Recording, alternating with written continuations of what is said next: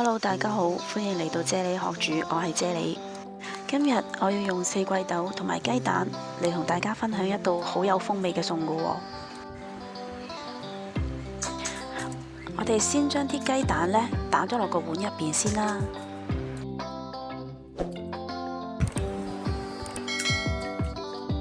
跟住將佢發開變成蛋液備用啦。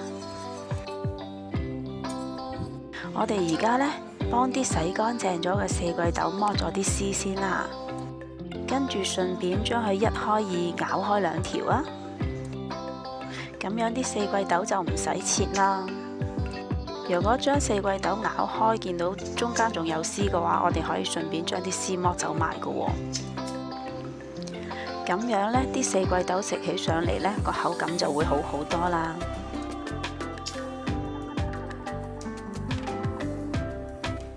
我哋將所有剝好晒嘅四季豆擺落個碟度備用先啦。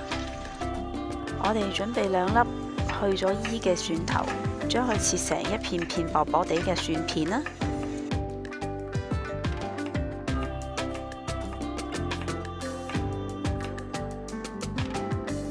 將切好咗嘅蒜片擺落個碟度備用啦。我哋而家燒滾咗1鑊水啦，跟住將四季豆倒落嚟。焯水大概8分鐘，因為呢未煮熟嘅四季豆呢係有微毒嘅，所以各位記得四季豆要徹底煮熟先至可以食噶。而家我哋將四季豆撈上嚟啊！我哋燒熱咗隻鑊啦，跟住就加返適量嘅油落去啦。等到啲油完全燒熱咗之後，我哋就可以將啲蛋液倒落嚟啦。當你見到蛋液嘅底層已經凝固咗之後呢，就用鑊鏟將佢推埋一邊，等上面嘅蛋液再流落嚟。跟住呢，我哋會重複上述嘅操作㗎喎。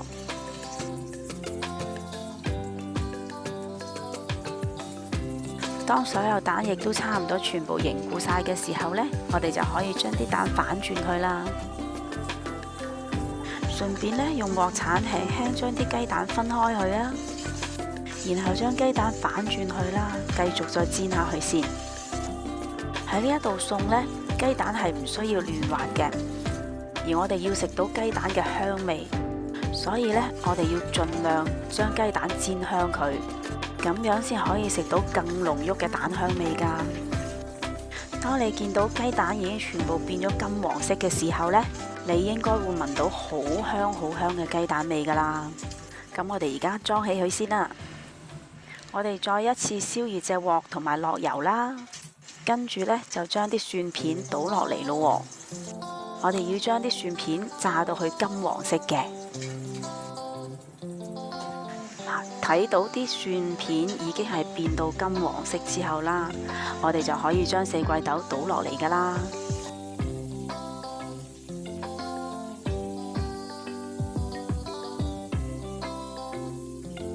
我會加2湯羹嘅清水啦，嚟炒四季豆㗎喎，因為咁樣炒出嚟嘅四季豆呢，先至會特別翠綠㗎。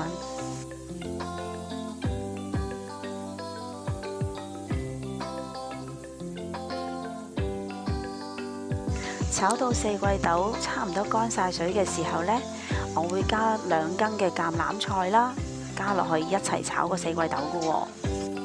我哋而家保持用大火炒佢大概1分鐘先。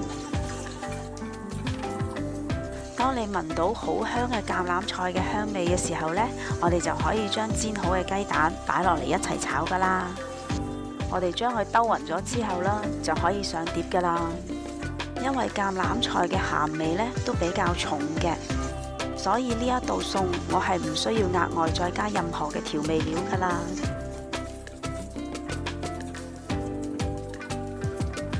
我哋而家將佢上咗碟先啦。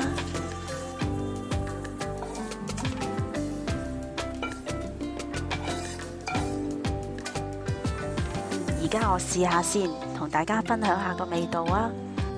四季豆嘅口感係非常之肥美嘅，係啊，真係用肥美嚟形容㗎。因為四季豆嘅肉好厚，食起上嚟好軟滑，好 juicy，完全係唔會乾爭爭㗎。雞蛋呢都係好香，加埋橄欖菜嘅好獨特嘅鹹香味啦，成個餸嘅味道層次呢係好豐富㗎喎。呢一個餸嘅操作非常之咁簡單啦，咁各位如果有興趣嘅話呢，都不妨試下煮啊！若果你都中意簡簡單單嘅餸嘅話，請你俾個 like 我啊，同埋訂閱我嘅 channel 啦，記得撳着隔離個鐘仔啊！多謝晒你哋嘅收睇，我哋下一期嘅影片再見啦，拜拜！